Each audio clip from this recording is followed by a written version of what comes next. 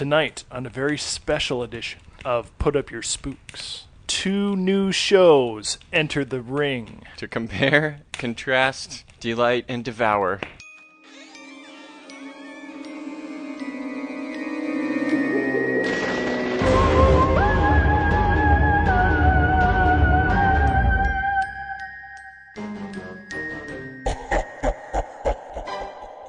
This week's theme: Dark arts. Tortured artists? Torturing artists. Ooh. My name's Jeff. My name's Ryan. And this episode is brought to you by the letter B for Between the Teeth, a collection of horror and sci-fi short stories by Jeff C. Carter. Hey, that's you. That's me. What's up with that there book that you're talking about? Oh, this little thing? It's available on Amazon right now. Kindle Unlimited. Free if you're in the Kindle program. Where do I sign? Amazon? I don't know. But in honor of one of my stories about a mad sculptor, I thought tonight our theme should be Dark Arts. A show about crazy artists. So what better place to start? What better art to start than with 1987's The Hitchhiker. So Ryan, have you ever seen an episode of The Hitchhiker? I'll do you one better. I've never even heard of The Hitchhiker. I remember The Hitchhiker from back in the day. It was originally an HBO series, as we shall see. But I feel like it was on USA, maybe heavily edited at some point. It would have to be heavily edited. But every episode starts with a ruggedly handsome hitchhiker in like jeans and a leather jacket. He's our crypt keeper. He's the one who's bringing us all these strange sordid tales. He's a less bonable crypt keeper. He tells us a story that goes a little something like this. So we start with Luther Redmond, who's reading a creepy funereal passage from the Bible to the corpse of a young woman in a coffin. Then he decides he wants her back, slams the coffin shut, jumps into his Mustang, and just peels out. So already this episode is going like 90 miles per hour, and it's awesome. Luther Redmond, by the way, is played by Mr. Fred Ward from Remo Williams, Tremors, Cast a Deadly Spell. Tremors, that's where I'm thinking of him from. He drives by the hitchhiker, who has this to say.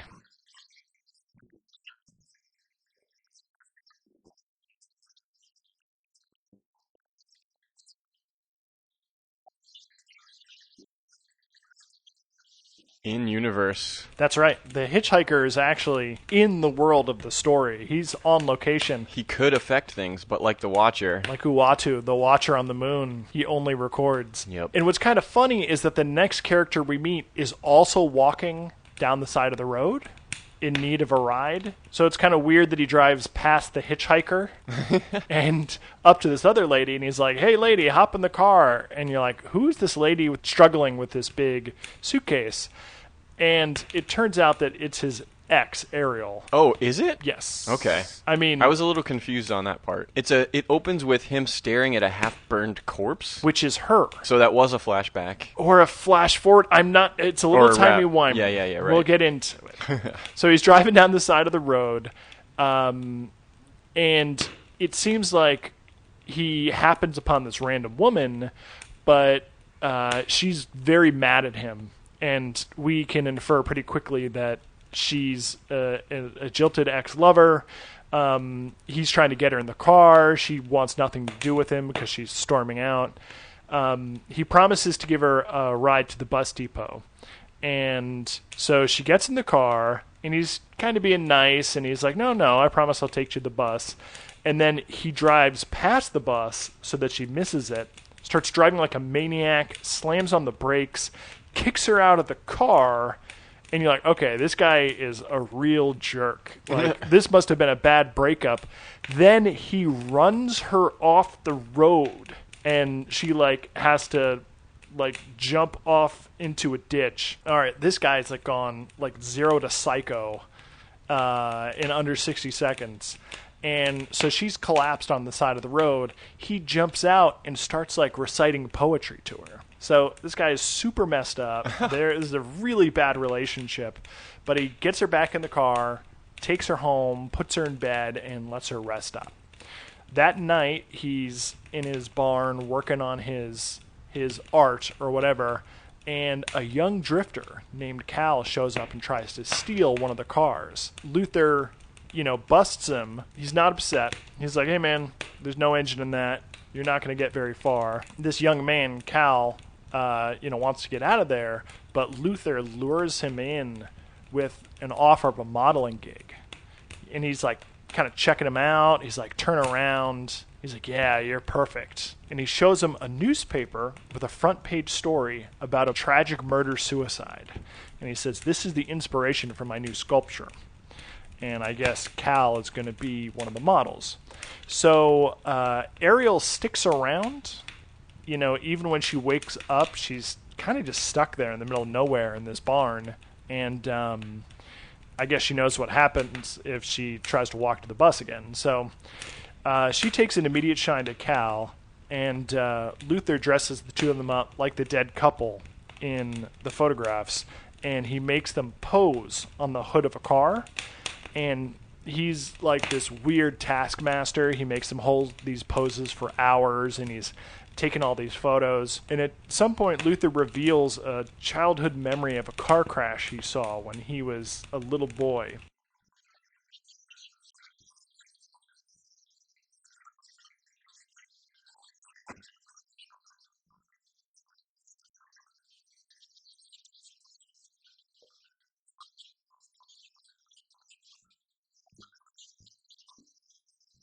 Clearly messed him up real bad. It doesn't make sense because there's no little girl posing in his photographs or whatever he's doing. I whatever mean, kind of dark art he's involved the with. inspiration for his dark art was the murder-suicide in the newspaper, but maybe you could trace it all back to... It all started there. It all started there. Lost innocence. Automotive. Homicide. I don't know what you want to call it. When they're done with the photo shoot, Ariel goes outside, and she begs Cal, the drifter, to take him away with her. Almost immediately, she just takes him to the barn, strips down, jumps his bones, and there's a lot of nudity.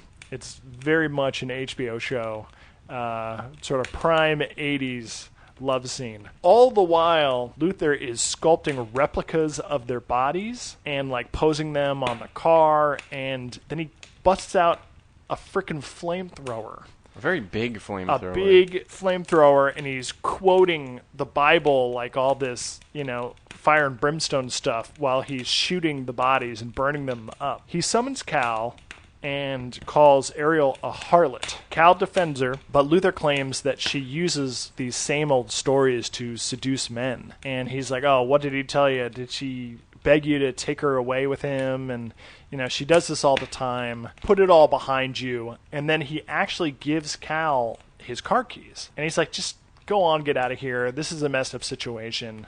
You're better off without her. Trust me. She's using you. And Cal kind of accepts, like, all right, I'm being played here. All I really wanted to do was get a car and get out of here. That's why I came to this crazy barn. And now he's got the car keys. So that night he's ready to leave, and when Ariel goes out to meet him, he turns the headlights on her and he like revs the engine, and he's really upset, and it looks like he's about to run her over. And behind them in the shadows, Luther is watching all this and just like totally getting off on it. Like he has set this plan in motion, this murder-suicide that inspired his art. But Cal is just too gentle a soul, and he lets Ariel in the car, and together they decide to just bust out. So they drive out with the car, and Luther freaks out. They're actually getting away. They're not going to kill each other. So he grabs the flamethrower, and he goes after them. There's a short chase, and Luther kind of heads him off with the flamethrower, and he's shooting the car, and they barrel into him. They pin his body to a tree. The flamethrower tank goes up, engulfs all of them in flames in a huge explosion. And then who steps out of the shadows? It's the Hitchhiker. The Hitchhiker says, when Luther Redmond was unable to do evil, he provoked it in another. But they turned the tables on him and destroyed him. And I thought that was pretty interesting, because Luther was clearly very religious, to put it mildly. And I think he wanted to do all sorts of evil things, but I think what he really wanted to do was get other people into doing evil things. Was he trying to get Cal to ram her with the car? I think he wanted them to kill each other. I think he wanted to create a murder-suicide. But that was the episode. You'll be happy to know that I did not watch this episode in a tiny corner of my computer screen. I'm pleased, whilst thank you. at work. However, I was still confused because the episode started and she was walking down the street, and then he drove up beside her and was like, "Hop on in, little lady." And she was like, "You asshole. Unless you promise and cross your heart, I'm not getting in this car." And then she looked behind them, and there was what I thought was some kind of conversion van or something. I guess maybe it was the bus that was coming. It was the bus, yeah. But I thought it was somebody that was following her that she was trying to get away from, so she had no choice but to get into the car with the artist guy. Oh, and then he ran her down with his car and knocked her unconscious, and then he was setting her up in his house on the bed and holding a dress over her, which, because the opening scene was him looking over a half-burned corpse, I thought he was trying to recreate his dead wife, and he was measuring up her dress against this woman that he met on the road. So then I was like, why doesn't she just leave?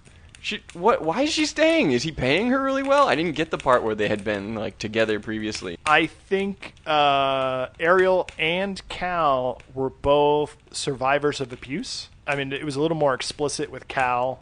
He'd been in a fight, and he'd left home, and he was very sensitive about being touched. He was very easy to manipulate, and I thought it was kind of sick how Luther would kind of collect these damaged people that he knew he could manipulate, and that was his dark art. Ariel was clearly in a very, very dangerous, abusive relationship, and sometimes she tried to leave, but she was kind of looking for a way out. Right. But like I said, she knows what happens if she grabs her bag and tries to head to the bus stop. He's just going to run her off the road. But it was very confusing because it does start with a sculpture of her in the coffin half burned. Yeah, pretty grisly. It was grisly. You think it's a real body, but then you realize later was it a mannequin? Sculpture. Yeah, because he made sculptures of them based on the photographs. Right. I thought the episode was really beautifully shot, unlike a lot of the trash we watch. Yes, agreed. I didn't think it was garbage. In a way, I kind of feel like, albeit tragically, Cal and Ariel kind of found each other, overcame their abuser, and achieved some sort of escape, even though they all died in a fiery blaze. Thanks for nothing, Hitchhiker. I'm kind of glad we picked that one. It's a lot like my story from Between the Teeth called Sturm und Drang, which was about this crazy sculptor from the 18th century named Franz Xavier Messerschmitt. And Messerschmitt was infamous. Not only was he hyper-detailed, hyper-realistic at sculpting the human form, he would torture himself and watch himself in a mirror and watch all the crazy faces sculpture he would make. He had a series of busts he called the 64 canonical grimaces. He was into magic and necromancy. This is a real guy, a real crazy genius. And he believed that there was a spirit that was angry with him for creating such perfect art, and that this spirit would visit him at night and torment him. And so he was doing these things to himself and sculpting these things as a way to appease the spirit. And when I found out about this guy and when I saw his sculptures, I was like, I've got to tell a story about this. So you can find that story and others in my new collection, Between the Teeth. Where do I sign? Jeff C. Carter. I broke with tradition slightly this time and chose a show that's not really an anthology show because the main character Marshall and his sidekick Simon aren't telling you stories that they are apart from. They are 100% part of the story. They're always the protagonists. What show are you talking about? I'm talking about Eerie, Indiana. I have heard a lot about this show, never seen a single episode. It only lasted one season in the early 90s. But I do think it counts as anthology because I bet you never see the same characters twice other than the main characters. Yeah, for the most part, you never really revisit too many of the incidental players. Yeah. And Marshall actually kind of steps out, in a sense, and does voiceover during the story from time to time. Yeah, he's kind of calling the shots as he sees He's them. kind of like the Hitchhiker of this Except that series. he affects the goings-on. True. Because he's a fucking hero, unlike that goddamn Hitchhiker. So the episode in question is like way towards the end of the season. It's called Who's Who. And Marshall and Simon. Marshall is this kid who has moved to Erie, Indiana, which is Spooksville, USA. Erie, Indiana is the center of weirdness for the entire planet. And he knows it, but nobody else knows it. Not his family, not his sister. The only one who believes him is this kid, little kid Simon. So his best friend is like 5 years his junior. I thought Simon was his little brother. Nope, they're just buds. Oh, my bad. This is the problem with jumping into a series at the end of the first season. So Marshall and Simon go to the World of Stuff, which is this big department store where you can get literally anything, including magical items. Interesting. But much like Sardo's shop from Are You Afraid of the Dark, I don't think the proprietors really know, because again, nobody believes in the spooktaculariousness of Erie, Indiana, except for Marshall and Simon and the occasional denizen who happens upon a magical object. Do you think it's the kind of thing where if you grow up in it, you don't realize it's weird? Probably. It affects your brain. But Elvis is on his paper route, Bigfoot goes through his garbage, etc. and so on. So they go to the World of Stuff, and there's all these crazy white trash kids wrecking up the place. Marshall's only stopping in because he wants to call home because he lost his bike. So one of these crazy white trash kids is messing with some girl under the counter. Tying her shoelaces together. They chase that kid off, and she's like, oh, thanks. Her name's Sarah Bob. So they all become friends. So they tell her about the bike, and Sarah Bob is something of an amateur artist. So she draws a picture of Marshall's bike so that he can put up wanted posters or whatever. Well, she says she's an amateur artist, but she doesn't really believe in herself. She's very talented. She's no Sylvester Uncas. And Marshall's like, yeah, looks just like my bike, except mine doesn't have a flag like this one, but it's pretty good. The only thing you got to do is, before you're a real artist, is you got to sign your work. And just at that moment, one of her little brothers steals her last pencil, so they have to buy one from the guy who runs the World of Stuff, who sells them an Eerie No.2 pencil. So she signs the drawing, gives it to Marshall, and then Simon and Marshall go outside after calling his mom. And what do they see but Marshall's bike right outside, except it has a flag. Just like her drawing. Yep. So Marshall's mom is like, why the fuck did you call me out here for nothing? Get your asses home. And then Sarah Bob comes out and is like, ha ha ha hi. Because her mom, as she says, is out traveling, quote unquote. Marshall and Simon go home. His parents kind of get on his case because he was supposed to paint the garage door. And they've been making excuses for weeks upon weeks. You had said that the mom was pissed and that they were getting on his case. But she says that she's on the verge of disappointment. Yeah, well, they're still really progressive. They're taking, the kid glove approach to these kids. But when it comes to their own daughter, they are just ruthless. Oh, were they? Yeah, she's like, hey, I did some art. And then she was showing them all sorts of interesting drawings she'd done. And they're like, oh, that's great if it's upside down. Careful, honey. She's liable to cut off her ear. Oh, I'm teasing, Cindy. You just draw what you feel. You feeling okay? Everyone in her family dunked on her. That's only because she sucks. I think that's a B plot that will be mirrored in the other family we see. So they're making some excuse why they can't paint the garage door, and a cop shows up, and he's like, hey, you. I know all about you. I know about your moles. I know about your cavities. I know about what you do when the lights go out. How'd you know all that? He takes them outside to his squad car. Sure enough, there's Marshall's bike. It turned up. So now he has two identical bikes, one with flag and one without, and they think this is suspicious. So, neglecting once again to paint the garage, they figure something's up, and they pedal their one brand new bike and one found bike over to Sarah Bob's house, which is a gross cars up on blocks overgrown shithole, and they can hear the brothers just crashing around inside. Sarah Bob's up on the roof doing her sketching because she's waiting for her family to miss her, which they kind of dunk on her too. Like, Simon's not giving her any slack. They dunk on her so many times in the next 5 minutes. It is brutal. Simon goes, I think you'll have a long way to wait or something. Yeah. So they ask her about the bikes. They realize that something's fishy with these drawings, so she takes them inside. They meet her dad, who's just drinking beers on the couch. Bob. Yeah, all the brothers are named something Bob, and she's Sarah Lou Bob, Mo Bob, Bob. And her mom is gone. Her mom left when she was just a little baby. Mom Bob. And so they go to her room in the basement where she can do laundry. And I forget, Simon says something else asshole-ish to her, but I can't remember what he says. He's like, you live in the laundry room? He's like, ugh, your family's a bunch of disgusting monsters. Why don't you have a mom? This is like no family I've ever seen. Are you poor? Gross. Why don't you brush your hair out of your face? Yeah, it was uncomfortable. Simon's, he means well, but he's just a little guy, after all, in a big world. Marshall's crushing on Sarah Bob pretty hard, so I don't think he's dunking Was he on negging her? Was it? Oh, maybe. Yeah.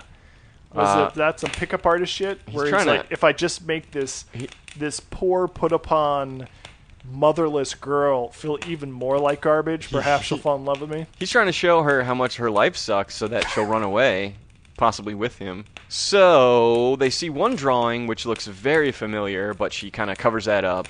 It's a drawing of a beautiful woman in a dress. Her little brother comes down and is like, do my fucking laundry. And she's like, I'll burn your laundry. And she draws a picture of him really hastily, naked, and signs it with the Eerie No.2 pencil. And the next thing you know, that little kid is running around outside completely naked. So like, whoa, it's the signature. It's this pencil. Marshall says, don't sign anything until I get back. But by this time, she's got the fever. So Marshall and Simon get back home, and the dad is like, whoa,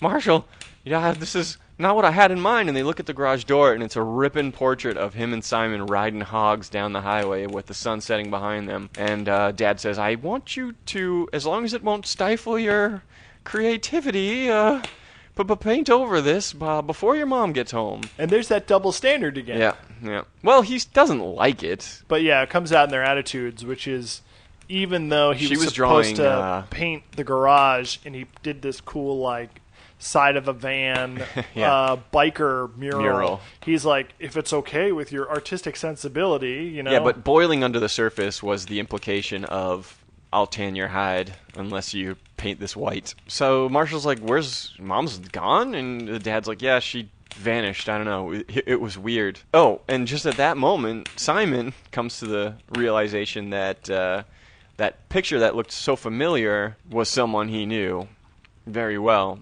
So they rush back over to Sarah Bob's house, and the dad answers the door, and he's like wearing a sweater, cleaned up, sober. He's leads them into where his little angel is getting primped and pampered by all her angelic brothers. They're cooking her souffles, they're giving her manicures, and Marshall's like, what have you done? You've ruined everything. This isn't your real family. You can't just control things. Families are terrible and force you to do their laundry. And she's like, I don't know what you're talking about, but if you'll excuse me, we're getting ready for my mom's welcome home party. Marshall's not having any of it. He grabs her drawing of her angelic family and tears it apart, and they all turn to paper, Nightmare on Elm Street style, and tear off into oblivion. That was a risky move, because if it had been the actual family, just bathed and in clean clothes, he could have murdered them all. He could have murdered them, but more likely they would have just turned back into their white trash selves. Look, I don't know how these Eerie The rules are a little sketchy, because so what she's done is drawn another version of her family and put her actual family in the fishbowl where they aren't drowning, but I don't know. That's magic. Again, they erase the signature off of that drawing. The family comes out, and they're like, well, maybe they'll have learned their lesson. And they're like, fuck you! Do my fucking laundry! Where's the dinner?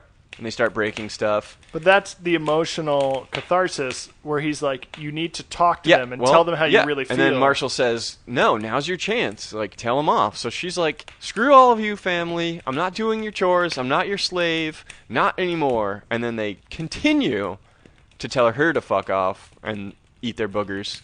And she's so... In a fit, she runs and locks herself in her room to be with her mom. And Simon and Marshall break down the door with their shoulders. They really give it the old heave-ho, put up their spooks, etc. Who should be in there but Sarah Bob and Marshall's mom, who doesn't recognize him, and she's all crazy and princessed out, combing Sarah Bob's hair. That's when Marshall gives her his little speech about families and how he needs his mom, and Sarah Bob's real sad, but she knows she's in the wrong, so she tears up that picture or something, and Marshall's mom disappears.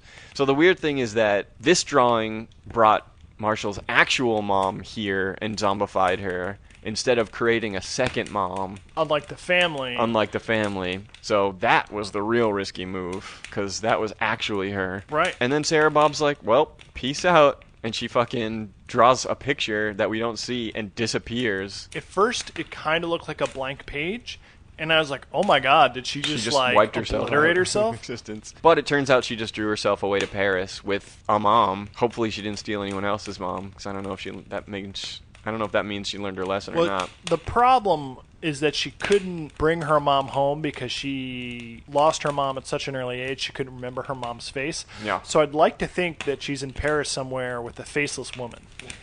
Just a monster. So then they tear up the garage picture, and the awesome ripping mural disappears off the garage door, and it turns back to a shitty door that they still don't paint. Unless they do it afterwards. And Marshall's real mom comes out with snacks, but they say, not yet.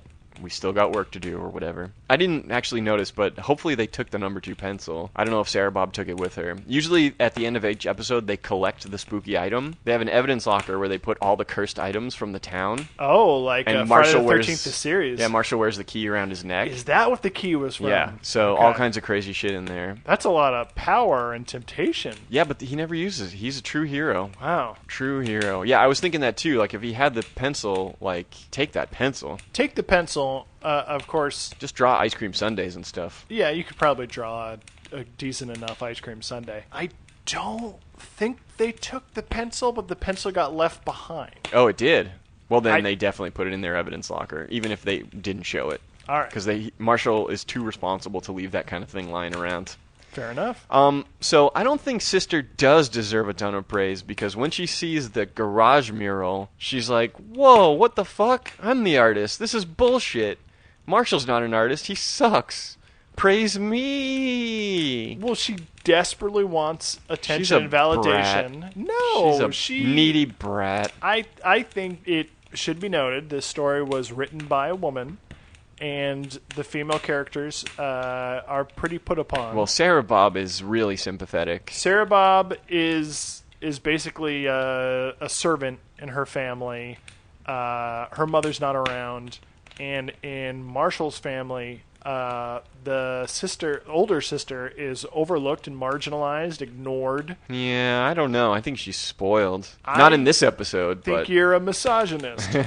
she's the typical older sister character who's just always shitty to Marshall and stuff. Well, that's just a birth order thing. Yep, I suppose If you're going to have an older sister on TV, you got to look out there's for gonna your be a younger conflict. siblings. Look, Jeez. I have 2 older If sisters. we've learned nothing from the Bob family, it's that you got to look out for each other. Cripes. I have 2 older sisters, and I can tell you, It doesn't always work that way. older siblings, they get their way. If you wanted the garage painted, I could have painted me on a unicorn. So I kind of shot myself in the foot with this episode a little bit when it comes to putting up my spooks, because Eerie, Indiana is more like weird. It's not scary. I thought there was a lot of legitimate pathos Well, in certainly this episode. there are plenty of pathos, but no scares. And, lessons learned. It was sort of a heartfelt show. It's nothing if not heartfelt. Sarah Bob learned her lessons.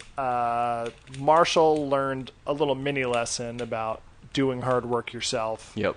Which was paralleled by the magic pencil and Sarah Bob getting what she wants without effort. Yeah, it was an interesting show. So I really loved Eerie, Indiana, obviously, when I was a kid, because I don't bring nothing to the table. Oh, I guess Goosebumps is kind of an other show for me. It wasn't like my favorite thing in the world, but Eerie, Indiana I loved. And right around the time I first moved to California, the box set of the whole series came out. It was only one season, so I had it, and it was like prominently displayed in my living room. And my roommate's friend came over and was like, "Oh, Eerie, Indiana.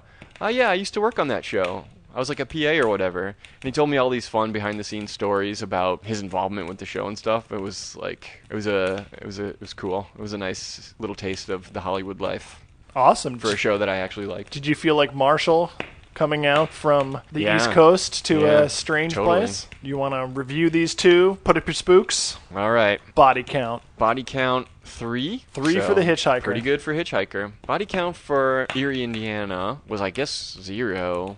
I would say Technically, 0. unless you count the 6 fake family members that got evaporated, which It's you can't really. hard to say 'Cause they were evaporated who before they existed, evaporated. Who didn't? Yeah. Body count, that sweet ripping mural. Scare factor. So for the Hitchhiker, I gotta say, Luther Redmond was a total psycho. Yeah, he was religious really fanatics intense. always a little scary. Religious fanatics with flamethrowers. The even existential more terror scary. of being trapped in a place is, off-putting and uncomfortable. Yeah, it was sick. It was tense. So I'd say medium Pretty scary. good. Pretty good. Yep. Eerie, Indiana, no scares. No scares. No scariness. Whatsoever. Only weirdness. Gross factor. Hitchhiker, gross factor, 0. No, I wouldn't say 0. I Really? think I thought whether it was a real corpse or a fake corpse that was half burned, I thought that was kind of a neat look. It was she wasn't like gory burned, she was like ashy Yeah. on one side completely, and I thought that was pretty neat and gross. Also, weird drifter sex. I don't know if Cal ever took a shower. Could have been pretty gross. They didn't show him showering. She definitely got a UTI but it was after that. definitely drifter sex. In the hay. All right. I would, drifter sex in the barn. I'll bump it up to low, gross. Yeah, UTIs are gross. Okay, Eerie, Indiana. I Gross think- factor. I hate those little kids are all gross. Yes. Running around in their underpants. Oh, when Bob was naked, Yeah, running gross around, naked cupping little his balls kids. in his butthole. Yep. That was unnecessary. Wildly. That was about as much nudity as was in The Hitchhiker. Yep. And her dad was like dirty and burping and stuff. Pretty It was gross. pretty foul. Yeah. What the factor? At the end of Hitchhiker, when Luther busted out with the flamethrower, I was like, whoa! That kind of bumped me a little bit. Just getting used to the flow of that show, The Hitchhiker, where the host All of over the the show place. might just step in and start narrating. That was a little bit of a what the factor. Yep. I think what the factor was sufficiently high. How about for Eerie, Indiana? I think what the factor, I don't know, if you know Eerie, Indiana, you know that weird things are supposed to happen and it's supposed to be weird, so... They explicitly state Yeah. that in the beginning. So the only real what the factor would be in trying to figure out what tearing up the drawings does, what creating the drawings does. Yeah, there was some mystery there. I would say that registers on the what the factor theme. Hitchhiker's art was way darker, that's for sure. Eerie, Indiana's art was hopeful. I mean, it was very on theme in terms of art because she kept saying, I am a real artist, and that's all she wanted was to create things the way she wanted them to be. Her art came from suffering, but it came from a hopeful place. Yeah, it came from positivity. But whew, Luther's art was came from a very dark place. Yes. So theme art high in both, theme dark art highest in Hitchhiker. TKO, Hitchhiker. But I enjoyed them both. Mm-hmm. And I look forward to many other episodes of Eerie, Indiana. Did you see that Joe Dante was the creative consultant on Eerie, Indiana? Oh, yeah. Okay. That was That's something just I was aware of. When I was looking up credits, Sarah Bobb, or the actress that played Sarah Bobb, oddly, she played a lot of roles named Sarah. Again, and very popular name back in those what days. we didn't mention was at the end of the episode, while she's in Paris, Sarah Bobb manifests this weird man nanny in a French maid outfit to whip her family into shape. Oh, that's right. Yeah, I forgot about that part. And it was a Schwarzenegger. I looked up that Schwarzenegger character, and he coincidentally played a whole bunch of roles with the name Stavros. Yeah, maybe his name is Stavros. It's not. Oh. So I was really surprised that you did not mention Tales from the Crypt, Corman's Calamity. This is a previous Put Up Your Spooks episode. Put up your spooks. Where do I sign? But in Corman's Calamity, Harry had was taking this magic boner pill where everything he would draw would come to life. And at the end, when he achieves his dreams, he stops taking the pills. And Sarah Bob does the same thing. When she finally reunites with her mother and gets away from her terrible family, she doesn't take the pencil with her. She's not interested in shaping reality. Maybe the pencil can't leave Erie, Indiana.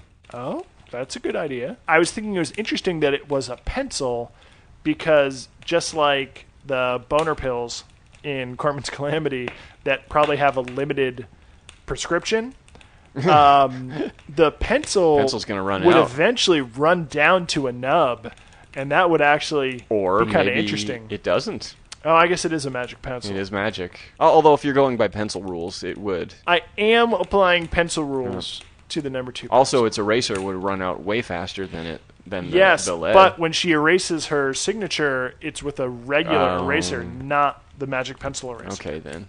There are probably other Eerie No.2 pencils kicking around the world of stuff. I gotta say, I thought we were going to be seeing a lot more clay sculpture, though, in the episode of... The first, 15 minutes of Hitchhiker, I forgot that we were doing, art or sculpture episodes. It starts off in a barn, and he's looking at that coffin, but I don't know. I guess I just knew it was about a sculptor. But then he's a photographer, and he has this big, long, dramatic spiel about how he spent his life with photography, but then he makes 2 perfect mannequin copies of them. He was multi-talented. Real Renaissance man. Real Renaissance man. Whereas Sarah Bob could draw dresses, costumes, portraits, bikes. She was pretty talented as well. She was so talented that her black and white drawings leapt into full-colored life. Maybe it was like a demonic pact where every time you sign your name, Ooh, a little you piece of your make soul. something. Yeah. And is she in real Paris or is she in drawing Paris? She could have been in drawing Paris, and she did dispatch some kind of hellish man nanny in a French maid outfit. Yeah. And she can't... Although, yeah, so she sent that drawing of the man nanny from Paris, and it came to life, which leads me to believe she's got the Eerie No.2 pencil.